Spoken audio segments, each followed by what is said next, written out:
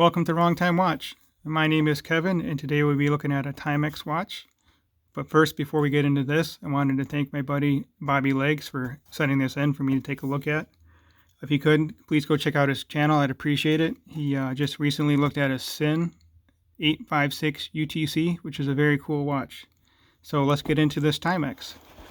I wanted to buy one of these a while ago. Actually, the quartz version of this watch I wanted to buy. It has the Pepsi bezel. Just kind of forgot about it, and then this one came out. I wanted to buy this one, and I kind of forgot about it too. So it's very cool that he sent this in for me to check out and share with you guys here. So this is the Timex M79 Automatic. It has a Miyota 8205 movement, which is 21,600 beats per hour. Let me wind it up and get it going here. So it is hand winding. Let's keep winding it. One complaint right off the bat is this crown is really tiny. It's probably the smallest crown I've seen on a watch in a long time. So anyway, I'm winding it here. As you can see, it has the day and the date. Must be in Spanish. Yeah, I was playing around with this last night, just get a little familiar with it. So that was the date change, and then you can change the day by rotating it the other direction. Pretty common. So I have it pulled all the way out for time set.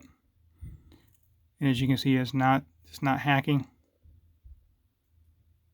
sure what that was about. It's kind of turning this back, it kind of stopped the seconds hand there, so I don't know if you're supposed to be doing that, but I guess it's kind of hacking. But anyway, you can see from the bezel, it has the black and blue combination, often referred to as Batman. If you were to have a Rolex GMT, which this is clearly not a Rolex GMT. So anyway, 40 millimeter case. The case diameter is 40 millimeter.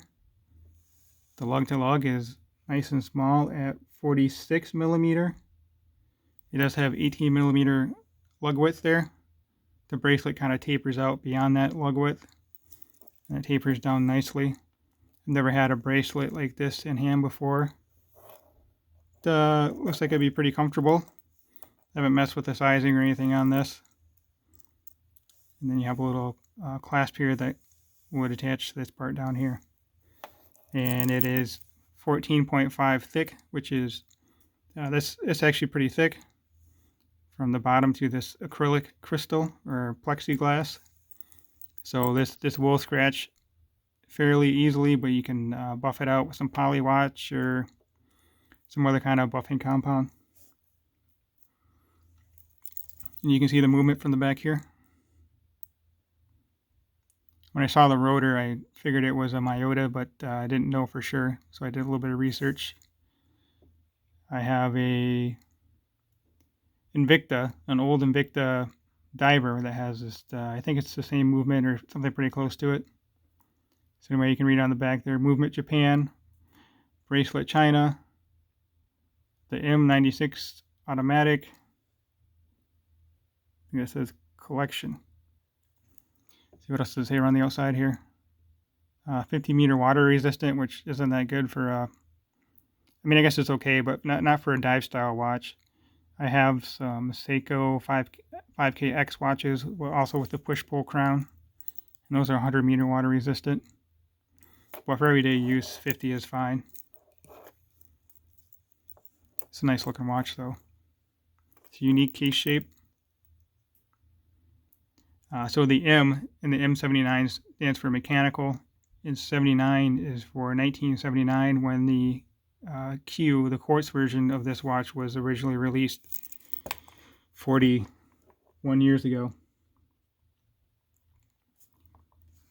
Just looking at my notes here. Stainless case, stainless bracelet. I mentioned the push-pull crown, the bezel. Well, you can probably tell from the sound, it's not that good. It's kind of loose and kind of ratchety, but it looks the part. It's got some play to it as well. This watch is $279 on the Timex website. When I checked last night, it is out of stock on the website.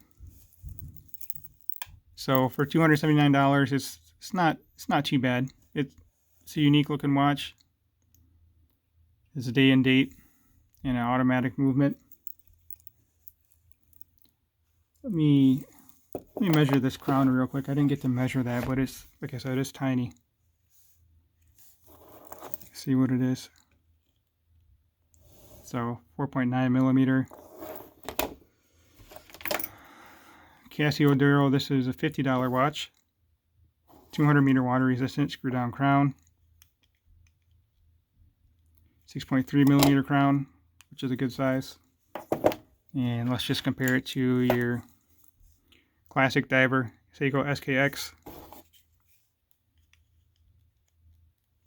It has a 7 millimeter crown. So anyway, let's get this on wrist. And then we'll do a loom shot here in a little bit.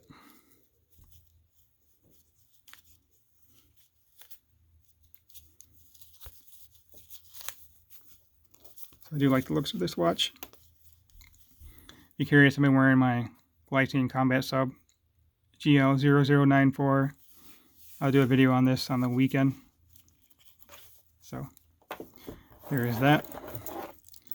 Let's get this on my 6.5 inch wrist. No idea what size Bobby's wrists are. Hopefully they're my size or a little bit bigger. Yeah. Let's see. Okay, so there's a pin in here, right there. So you lash that over that pin, and then you close that shut. And there we go. That's a good size for my wrist, actually. Let's zoom out and get you a little better perspective. Yeah, it's a nice looking watch. Looks like an aluminum bezel insert. For the price, I would expect that. So let me know what you think in the comments about this watch. Also, if you could like the video, subscribe, comment, and ring the bell, I'd appreciate it. Let me pause the video and I'll be right back with the loom shot. So there was one more thing I forgot to talk about, and that is the black and blue coloration on the bezel. It's split top and bottom. I'm not exactly sure what the coloration is supposed to stand for. I know on the Rolex GMT Batman it's to indicate day and night, but this just has a standard countdown bezel. So anyway, looking at the loom here, you can see the Seiko definitely outshines both of these watches. On the left I have the Casio Duro. In the middle is the Timex Q. And then on the right is the Seiko SKX 009. So the loom's not too bad. It's actually, I say it's on par with the Casio Duro. So as always, thanks for watching. Talk to you later.